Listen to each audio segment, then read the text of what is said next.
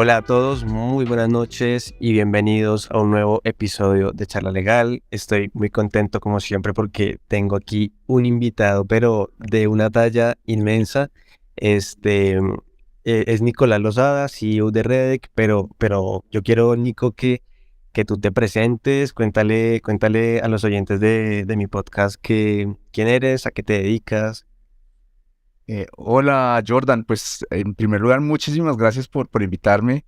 De verdad, yo creo que compartimos muchos intereses y muchos sueños. Y te cuento un poco de mí, un poco a partir del sueño que yo tengo. Yo lo he dicho en varios contextos. eh, Siempre tuve como una inquietud de por qué la justicia, como yo me la imaginaba, era muy diferente a la justicia como es en realidad.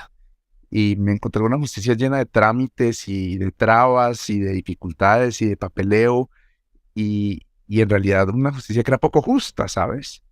Y ponle que también por casualidad hace ya eh, 11 años trabajando en el Ministerio de Justicia, vi en internet un anuncio sobre una página que se llamaba Judge.me, que era de arbitraje en línea y estaba hablando mucho de una tendencia que venía incluso desde los años 90 y que yo no tenía ni idea, que es la resolución electrónica de conflictos.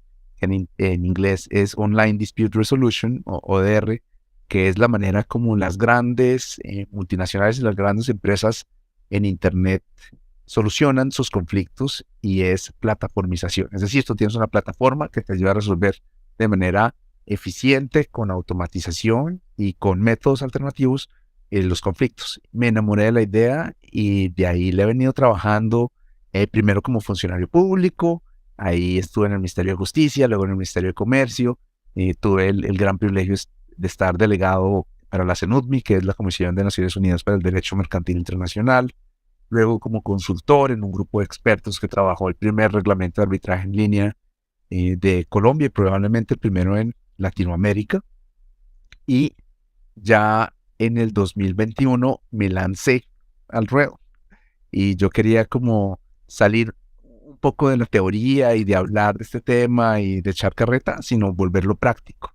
Y ese sueño, el que tenía hablando, pues se volvió realidad y siento que ahora soy un poco un gestor de ese sueño, de que el sueño de la mejor justicia, pues tú lo puedas ver a través de plataformas tecnológicas funcionales. Ese es como un resumen. No, y bastante importante y detallado, sobre todo y principalmente porque tú partes como de ese dolor de identificar que hay cosas que no están funcionando, digamos, adecuadamente, y de pronto el sector privado ha como dado como una alternativa o una solución un poco más acertada, ¿no? A los diversos problemas que pueden haber en el proceso de, no sé, tengo un conflicto y quiero resolverlo, y lo que encuentro son un montón de barreras que no me permiten hacerlo adecuadamente. Sí, totalmente de acuerdo, Jordan. Mira, a mí me sorprendió muchísimo saber que la reforma o la revolución más importante de la justicia no había provenido de ninguna rama judicial, ni de las más avanzadas del mundo, ni de Singapur, ni de Estados Unidos, ni de Canadá, ni de Europa. En realidad, la revolución de la justicia vino de la mano de las empresas que están involucradas en el comercio electrónico. Lo que hizo Airbnb, lo que hizo eBay, lo que hizo Amazon por la justicia es enorme, porque es que tú no te das cuenta, pero a través de estas plataformas estás resolviendo cantidad de conflictos que tú tienes en tu día a día y simplemente das un clic y no te das cuenta de que estás resolviendo un tema. Y haces una reclamación, la haces en 2 líneas y no sabes que eres parte de un proceso de justicia. Sí. Y eso inició, mira, más del 99%, yo me atrevería a decir, de los conflictos del mundo ya no los resuelven las ramas judiciales, ya no los resuelven las entidades públicas, en realidad los resuelven las empresas. Y las empresas son protagonistas de un cambio enorme. Y solo muchos años después, como tú le estás diciendo, esta iniciativa privada se empieza a ver en algunos centros de arbitraje y conciliación, Y solo te estoy diciendo, en un proceso muy reciente, quizá menos de 5 años, ramas judiciales en el mundo, y probablemente sí estas las más avanzadas, en Estonia, la Singapur, la China, Estados Sí. Unidos, ya empiezan a tener este modelo de ODR aplicado en su realidad de la judicatura, de la rama judicial propiamente dicha. Sí. Y bueno, me gustaría un poquito como llevarte al punto de cuando arrancas tú o decides como emprender. Y bueno, tú dices, bueno, me lancé al ruedo, quise como llevar a la práctica todo esto que he aprendido en la teoría. ¿Y qué te lleva como a tomar esa decisión? Como que, ¿qué es eso que hace que tú decidas empezar como a emprender, ¿no? Y sobre todo en un sector que aquí en Colombia estás como el llanero solitario un poquito, ¿no? Es cierto, Jordan, yo creo que de tomar esta decisión nunca es fácil, para serte muy franco. Yo ya llevaba muchos años de ejercicio profesional en temas de arbitraje principalmente y algo de conciliación, algo de comercio internacional. Y la verdad es que el 2020 marcó un punto de quiebre muy importante para muchos de nosotros y fue el COVID. Entonces, yo te podría decir que hubo tres factores, pero el que más me motivó en su momento, por lo menos por circunstancia, por coyuntura, fue la pandemia. Imagínate, yo estaba en ese momento en Bucaramanga, pasando la Sí. pandemia con mi familia, y un poco con mucha incertidumbre, porque te recordarás que muchos clientes, yo tenía una práctica profesional ya establecida, decidieron parar procesos, no querían, por ejemplo, seguir con algunas consultorías.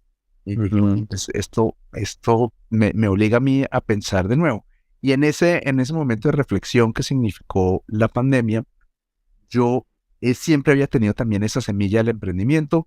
Mi papá fue empresario toda la vida y siempre admiré eso de él, digamos, esa capacidad de asumir riesgos, y recorrí el camino eh, menos viajado, digamos, el menos Sí. caminado. Y en ese sentido, yo, yo dije, bueno, voy a unir esta inquietud que tengo.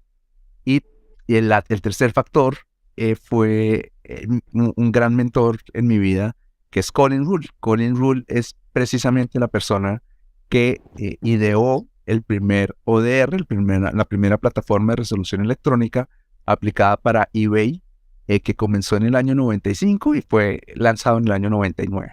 Entonces, como el gran artífice de estos temas, yo lo había conocido en mi época de funcionario público, cuando estaban en estas reuniones internacionales, y él siempre fue muy buena gente conmigo, y yo le dije, Colin, tienes un rato, me gustaría hablar contigo.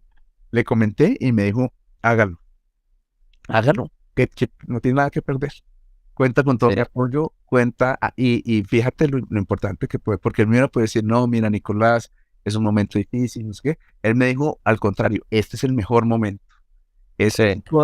Y fíjate que fue cierto, ¿no? Todas las ramas judiciales, muchas empresas en el mundo se empezaron a cuestionar sobre su uso de la tecnología, y fue una circunstancia muy buena como para saber que había que hacer más labor práctica, ¿no? Más llevar a lo concreto esas ideas de, no, es que hay que utilizar tecnología en temas de derecho, ¿no? Aquí hay muchos problemas para solucionar y nosotros podemos hacer una diferencia.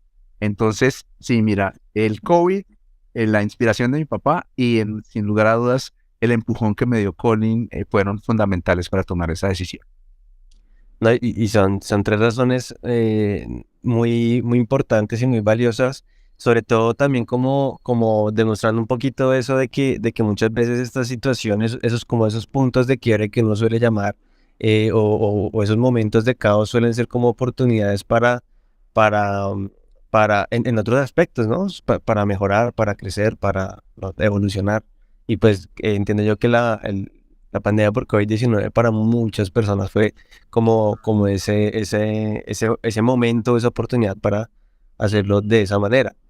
Y a mí algo, bueno, el tema este de los ODR, obviamente al ser online, y tú lo mencionabas ahorita, también por la pandemia, de hecho, fue como de esas consecuencias que todavía pues tenemos afortunadamente, y es el hecho de que la conectividad se disparó, las personas inclusive de manera obligada tuvieron sí o sí que ingresar a internet, ¿no? Para o ya sea estudiar o trabajar o comunicarse con los otros, todas las restricciones que hubo en movilidad, bueno, O se hacer mercado, multiplicó, o no, a cualquier cosa. claro, todo, Acceder a la salud, todo. citas médicas, sí. La educación, todo fue. Sí. Ajá, entonces toda esa cantidad de usuarios nuevos que han llegado para Internet y los que se quedan y los que van a seguir, es una oportunidad inmensa, sobre todo porque de hecho ya en Colombia inclusive se venía hablando de que hay más personas, y creo que a nivel mundial también es igual, ¿no? Que hay más personas conectadas a Internet que personas con acceso a justicia. Totalmente de acuerdo. Mira, y es que eh, la Internet es una verdadera revolución industrial. La Internet nos cambió la manera de vivir. Y fíjate lo que dice Soskind a ese respecto, y es que Ujú. permitió cambiar la noción, en este caso, de la justicia como un lugar. Entonces, uno antes siempre decía, tengo que ir al juzgado, Sí. tengo que ir a buscar a un juez, ¿no? Tengo que presentar una cosa en la corte presente, ¿no? Y, Ujú. y la volvió un servicio que prestado en clave de Internet significa un servicio amigable con el usuario, diseñado, pensado en el usuario y no pensado, digamos, en la rama judicial o en los abogados, que es como lo que nosotros tenemos en nuestros códigos y en nuestras nociones actuales. Entonces, cuando yo noté esa oportunidad, digamos, y la discutí con Colin, dije, aquí va a haber mucha más gente necesitando ese servicio esencial que es la justicia y que se puede prestar, como tú acabas de decir, muchísimo más fácilmente a través de un medio que te Ujú. permite estar en tiempo real, que nos permite a nosotros, por ejemplo, comunicarnos en estos momentos y que nos permite generar un cambio positivo a un costo mucho más bajo que el que te implica desplazarte, encontrarte a una persona, imprimir un papel, hacer un trámite. Entonces sí, es también una mejor vida, yo creo que la que te puede dar la Internet. Sí, facilita muchas cosas y bueno, ahora me gustaría, lo hablamos la vez pasada, y es que, bueno, generalmente estos ODR suelen ser un poquito como reactivos, ¿no? Como atender, digamos, ya en un escenario o prejudicial o como alternativo, una controversia, un conflicto, exceptuando los de consumidor, ¿no? Pero el valor que le hayas a la prevención y que hace parte como del ADN pues de Redec, ¿cómo lo ves y qué nos puedes decir al respecto?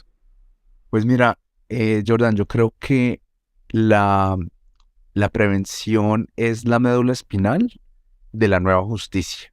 Sí, Por supuesto, la resolución es clave. O sea, si tú tienes un conflicto, alguien te lo tiene que ayudar a solucionar. Eso es claro. evidente y pues para eso está el servicio. Pero eh, la Internet y el uso de la tecnología lo que te permite es aprovechar datos existentes y en la manera en que tú manejas el conflicto para revertirlos en una situación que tú puedas identificar y disminuir tu conflictividad. Fíjate que la noción que nosotros tenemos de justicia es, tengo un problema, alguien me lo resuelve. Sí. Y eso está bien, pero cuando tú utilizas, por ejemplo, conciliación, cuando tú utilizas métodos como la amigable composición, el arbitraje, tú contienes los conflictos. Ese es un segundo nivel que es muy bueno, que es contener, Ujú. evitar que lleguen muchos más conflictos. Pero lo que tú logras verdaderamente cuando tú tienes un ODR es salud legal, es que tú puedes prevenir, ya sabes para dónde van las cosas, puedes utilizar esos datos que has recopilado con la resolución de muchos conflictos para saber, mira, el dolor de la gente está aquí y acá. Debemos tomar estos correctivos de nuestra operación, por ejemplo, como empresa o como Estado, para evitar que estos conflictos se den y mejorar la calidad de vida de las personas. Fíjate que la justicia ya puede convertirse no en el último eslabón, como suele ser, digamos, lo último que llega después de que ya, por ejemplo, las personas han muerto, a convertirse en el primer eslabón. Y eso Sí. es parte de los postulados de la justicia algorítmica, ¿sabes? cómo tú puedes a través de algoritmos lograr cambiar desde el primer momento la situación de vida de las personas, es decir, lograr un verdadero impacto social desde una noción que precede el conflicto, que lo que busca es mejorar la situación de la persona y evitar que llegue el conflicto. De ahí que sea tan importante la prevención. Súper. Y bueno, teniendo en cuenta que los ODRs vienen desde los años 90, ¿cierto? Sí, exactamente. Yo me imagino que pues en estos lugares en los cuales los ODRs ya tienen como mucho más tiempo y que han madurado, pues habrán como sufrido cambios, habrán evolucionado y demás. Pero me gustaría saber tu perspectiva en cuanto a qué retos tienen y pues especialmente en un momento como este, después de tantos años y en un lugar como Colombia donde pues tenemos que ver en nuestro contexto qué tal funcionan, ¿no? Qué tal los acepta la gente y qué tanto impacto pueden llegar como a tener. ¿Tú cómo lo ves? Mira, totalmente de acuerdo, Jordan. Yo creo que en este caso nosotros debemos ver que hay dos niveles. Hay un nivel que creo que no ha cambiado y el que generalmente implicó una revolución, un cambio de cómo nosotros vemos las cosas, que es la actitud. Es decir, yo creo que si hay algo que ha permanecido desde la creación de los ODR, es esa actitud de innovación y de apertura a lo que la tecnología puede traer para la resolución de un conflicto. Entonces creo que ahí ya tenemos un valor enorme y que no ha cambiado. Digamos, los ODR están en constante evolución y la apertura a hacer las cosas de manera diferente ha permanecido. Lo que sí ha cambiado es las herramientas. Nosotros comenzamos viendo plataformas de ODR en los años 90 cuya, cu- cuya finalidad era muy sencilla. Es decir, tú tenías unos árboles de decisión, tú tenías unos cuestionarios, tú filtrabas tus conflictos de alguna manera, pero las resoluciones pues eran muy sencillas, no puedes utilizar tanto esa data y demás, que nos han dado casi 30 años de evolución al respecto. Y es que ahora las plataformas de ODR se han vuelto mucho más especializadas y mucho más sofisticadas. Tú puedes tener ODR no solo para temas de comercio electrónico, sino incluso para temas, como lo ves en la China, en temas penales.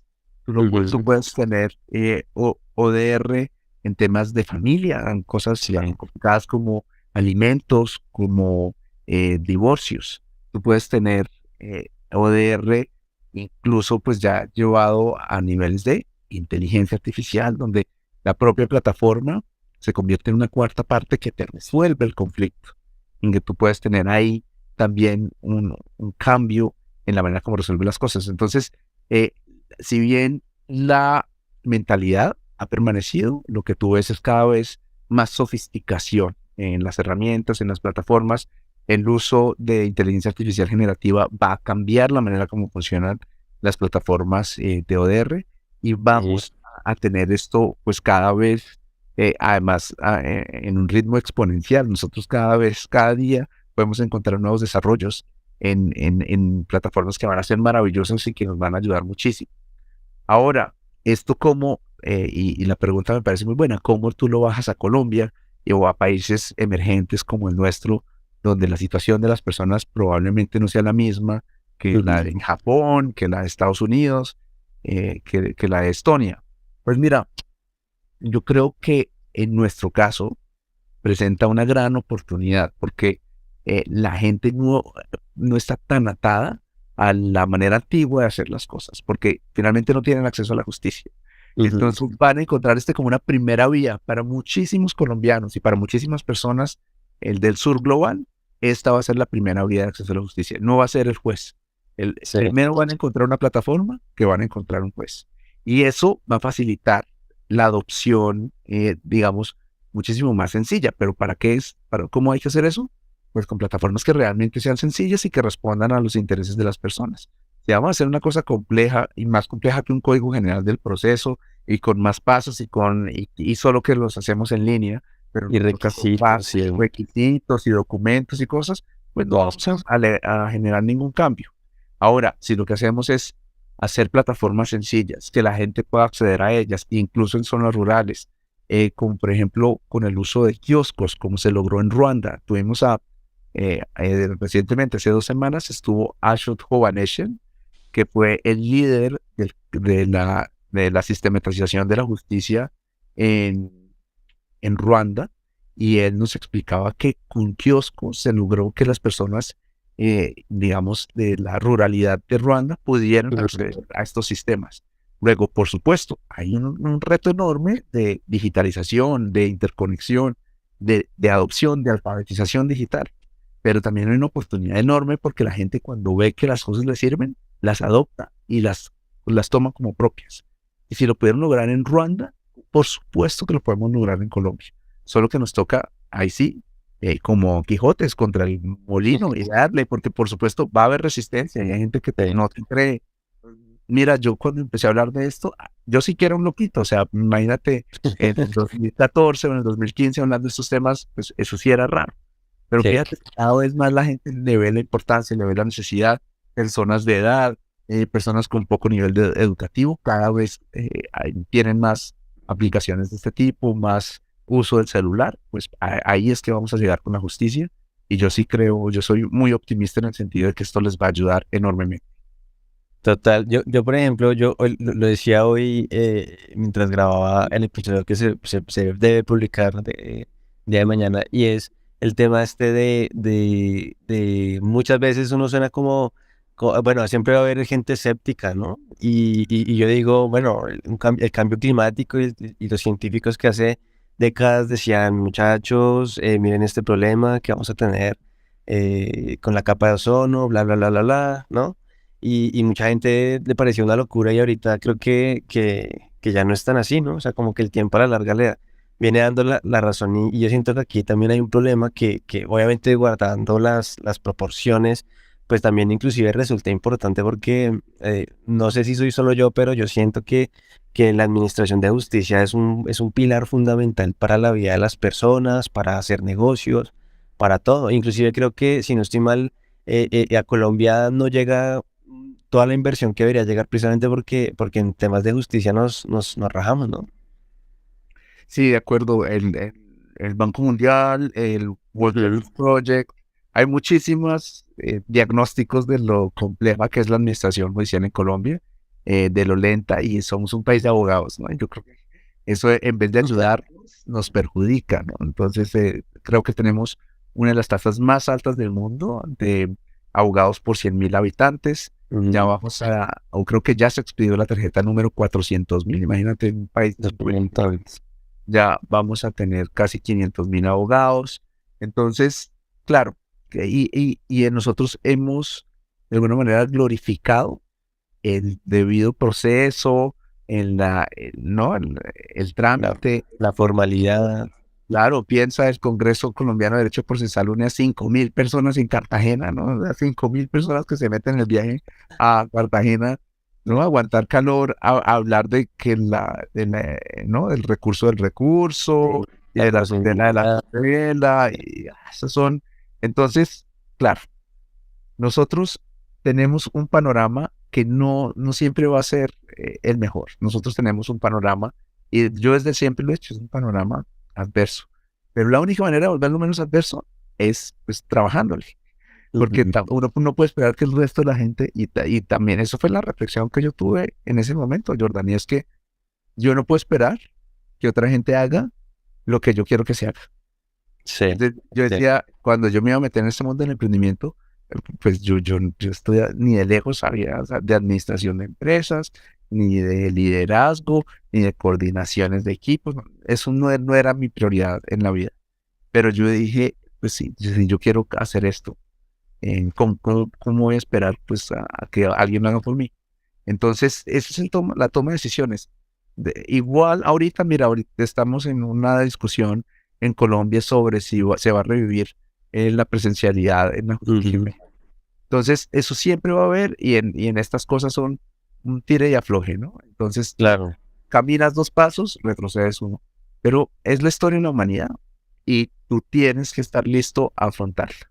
Y tú puedes ser un espectador y dedicarte, por ejemplo, a llevar tus procesitos judiciales de la manera como los puedas llevar en el juzgado, o puedes hacer tus contratos y los haces en máquina de escribir, o los haces en el computador, o Sí. puede ser parte del cambio. Y esa es tu decisión.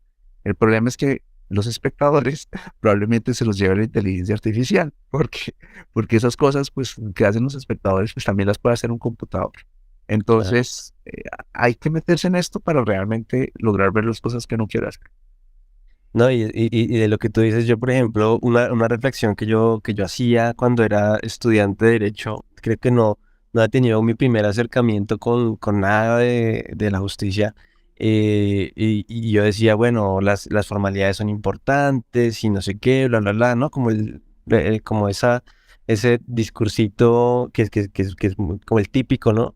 Y eso se me curó al día que tuve que interponer una denuncia. Se me hizo la cosa más difícil del mundo por muchas razones, porque la fiscalía tenía, bueno, la policía y la fiscalía tenían una página web para el tema de hurtos. Y yo no pude, dije yo no pude, y yo me puse a pensar, si uno que está estudiando, o que uno que es abogado no puede porque o la página se cae, o porque, no sé, todo lo que puede malir sal, ¿no? Con un servicio nuevo que presta el Estado. Yo dije, ¿cómo será la gente, pues madre, que le pasa esto todos los días o que realmente no tiene ni el conocimiento para poderlo hacer? ¿No? Yo decía, madre, es que eso está muy mal. Y ahí a partir de ahí comenzaron como una serie de cuestionamientos de todo lo que de pronto está mal y que siempre como que se ha hecho así toda la vida, pues la gente como que cree que así se debe seguir haciendo y no es así. Y me gustaría como destacar como esa reflexión, sobre todo para las personas que se quieren como meter a este tema. Y una pregunta que yo te quiero hacer, Nico, que está un poquito relacionada, y tú lo tocabas ahorita, bueno, se está debatiendo ahorita nuevamente este tema de si se regresa a la presencialidad específicamente en los temas penales, y tú lo dices, eso es un tire y afloje y demás, y justamente estamos viendo que también hay mucho debate respecto del uso de, no sé, inteligencias artificiales en las actividades jurídicas y demás. Pero ¿tú cómo ves o sea, tú cómo conciliarías o tú cómo ves digamos, ese tema de la innovación y obviamente también como esa prudencia, ¿no? Creo que es como la palabra, en saber dónde estamos, en que el juez tiene que ser muy prudente con lo que usa, o ¿tú cómo lo ves? Sí, de acuerdo. Digamos, yo me considero un tecnoentusiasta, ¿no? Y llevo promoviendo mucho tiempo la adopción de estas cosas. Yo creo que tiene que haber voces tecnoentusiastas, porque si no, pues tampoco uno genera el cambio. Pero soy muy consciente de que el tecnoentusiasmo no puede ser acrítico. Tú Mm, tienes que ser muy crítico con todas las cosas que tú propongas, comenzando por las propias plataformas de ODR. Digamos, sí, a mí me encantan, yo creo que tienen unas grandes fortalezas, pero no son una panacea. Tú no vas a cambiar todo el panorama con una plataforma. Tú puedes lograr eh, unos avances importantes, pero si los que están operando la plataforma son corruptos, por ejemplo, o no quieren utilizarla, la plataforma no te va a servir para nada. Entonces, tú no puedes ver el cambio tecnológico como un fin en sí mismo. Tú tienes que verlo como algo que está asociado a muchos otros factores, incluido el que tú tengas un cambio social, que la gente quiera también resolver su conflicto de una manera diferente. Tú tienes que verlo también asociado a un cambio económico, por ejemplo, que la gente pueda tener un computador o un buen celular para poder resolver sus conflictos. Y tú tienes también que verlo como un cambio político, también de que las políticas públicas, de que las entidades que resuelven los conflictos más complejos o los que más escalan, también quieran adoptar ese tipo de cosas. Si tú crees que solo pues poniendo una tecnología en el mercado logras un cambio, no lo vas a hacer. Mira, yo me acuerdo que yo estaba feliz cuando sacamos el reglamento de arbitraje online para garantías mobiliarias en el 2018. Y yo sí. creí que eso iba a ser un cambio. Y luego tuvimos reuniones y reuniones con Confecámaras y no salió nada. Y han pasado 5 años y Garantías Mobiliarias aún no tiene una plataforma de ODR. Entonces, ni el reglamento ni la tecnología solitas logran. Tú tienes que hacer una cosa que viene por muchos frentes y que hay que atacarlos todos. Y poco a poco tú vas generando cambio. O sea, este podcast es un factor de cambio de muchos otros factores, de clases, de hablar con gente, de reunirse con con políticos, de reunirse con ciudadanos comunes y corrientes, hasta que tú logres que las cosas cambien, y así sea un poquitico, ¿no? O sea, aunque tú muevas las cosas un centímetro, pues ya es un centímetro más adelante que lo que estaban. Claro, y bueno, a mí me gustaría como de pronto ir como finalizando haciéndote una pregunta un poquito, bueno, como también un poco reflexiva en el sentido de, bueno, tú eres docente universitario hace ya un tiempo y por tus manos han pasado muchas personas, ¿no? Y también es como enfocar no sé, te pediría como que enfocaras un poco la respuesta a esos jóvenes porque a mí me suelen escribir personas y siempre lo digo como con dudas, que quieren cómo empezar a meterse en estos temas de cambio, de innovación, de disrupción. Y tú que lo has visto en las aulas de clase, ¿cierto? Tú cómo, no sé, ¿qué les podrías decir y qué reflexiones de pronto podrías hacer como al respecto? Y eso, especialmente porque yo siempre lo he dicho, no es necesario que ustedes se vengan aquí como a este lado, pues, de la, de la cancha, ¿no? Sino que usted puede seguirle gustando el derecho penal, pero tenga en cuenta que inclusive se pueden cometer delitos en un escenario sumamente digital, ya sea, llámese metaversos, llámese blockchain, llámese lo que sea, ¿no? O lo mismo si te gusta el derecho público, pues también tienes que tener en cuenta todos estos temas, sobre todo porque el Estado también está llamado a innovar, ¿no? También está llamado a utilizar inteligencias artificiales, blockchain, entre otros. Entonces, siempre digo como, miren que les interese, pero tengan esa transversalidad como con lo que está pasando en el mundo, ¿no? Claro. Em, pues una pregunta maravillosa. Además, hoy es el día del profesor. Entonces, Feliz día. ahora. Feliz día. Entonces, gracias, Aparte porque gracias. yo fui alumno tuyo en la especialización también. Y sigo Exactamente. haciendo. No, esto que me dices me parece muy bonito. Y mira, te hablo desde mi experiencia personal. Lo que a mí me tomó casi 10 años, 9 años me tomó, fue vencer el miedo. Y eso es lo que yo les digo. Yo creo que las barreras más allá, el conocimiento se adquiere, te lo prometo. Uno siempre va a poder aprender de los temas que no sabe, y uno también va a poder conectarse con personas que sepan lo que uno no sabe. Entonces también uno va a adquirir mucho conocimiento, va a tener mucha asesoría, y saberte rodear es esencial. Pero en la primera, la más, y quizá la más compleja, es como que uno diga, uff, esta cosa que yo en lo personal, te lo confieso, yo nunca fui como un geek de la tecnología. Yo no me considero una persona que sea particularmente dotada en temas tecnológicos. Yo creo que eh, lo que lo que sí creo es como que me lleva un poco más la visión, ¿no? La Sí. inspiración que siento sobre estos temas. Y yo sé, pues, que yo no estoy solo en el mundo. Entonces, que si hay cosas que yo no puedo hacer, habrá otras personas que las podrán hacer, y las podrán llevar a la realidad. Entonces, el consejo que yo me hubiera dado a mí mucho más joven es, mire, no, si usted quiere hacerlo, no le tenga mucho miedo. Y lo que tú indicas también me parece clave, y es, uno tampoco tiene que irse a, al otro lado del mundo, ¿no? Entonces ahora, porque yo no creo que uno pueda hablar de Legal Tech por Legal Tech. Tú no haces Legal Tech a secas, tú haces Ajá. Legal Tech aplicada a temas. Y lo que yo te estoy trabajando no tiene una solución de continuidad con una carrera que yo comencé hace muchísimos años en resolución de conflictos. Entonces Sí. yo comencé primero como patinador, en segundo año de derecho en una firma de abogados. Luego de patinador, fui como el coordinador de patinadores de esa misma firma de abogados. Luego tuve la oportunidad de estudiar en el exterior, de trabajar en resolución de conflictos internacionales. Luego trabajé en el mundo del arbitraje, y luego muchos años después llegué al tema de ODR. Pero lo que yo hice fue conectarlo primero con lo que yo conocía mejor. Yo empecé hablando durante varios años de arbitraje online, y luego de Sí. arbitraje online, ODR. Y luego de ODR ya le estoy metiendo un poco de inteligencia artificial. En inteligencia artificial le puedo meter metaverso. Y poco a poco tú vas como adquiriendo esos conocimientos, desde, desde lo que tú conoces también, donde tú tienes tus fortalezas. Qué maravilla que, como tú dices, un abogado penalista pueda pensar en una solución tecnológica en el ámbito de los delitos.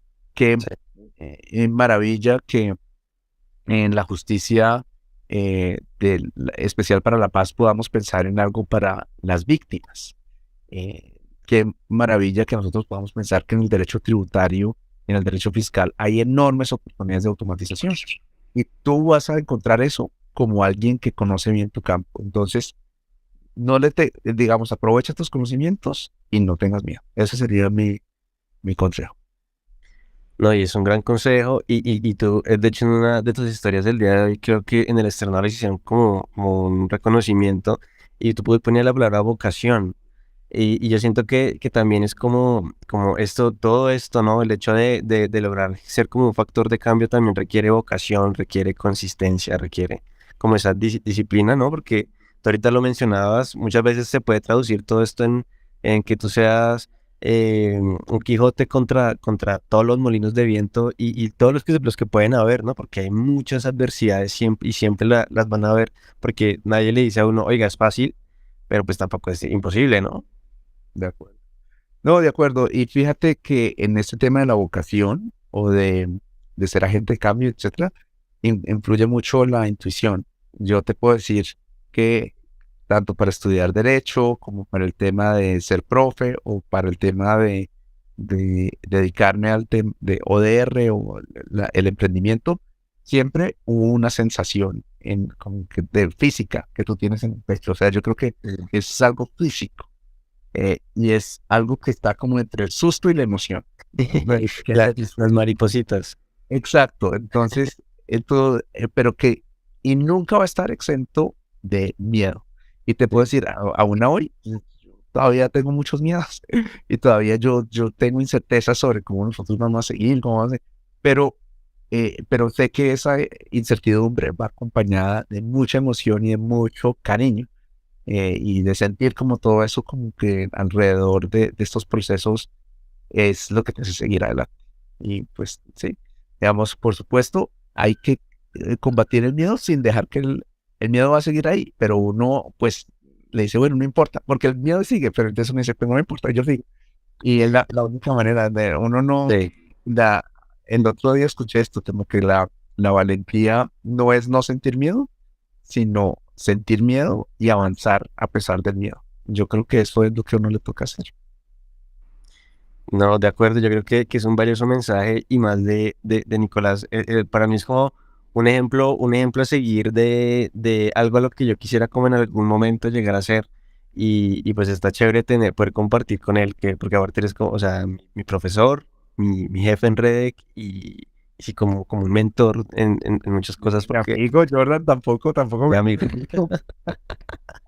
tampoco. Pero a lo que voy es, me gusta esta perspectiva porque así como todos, pues has comenzado, ¿no?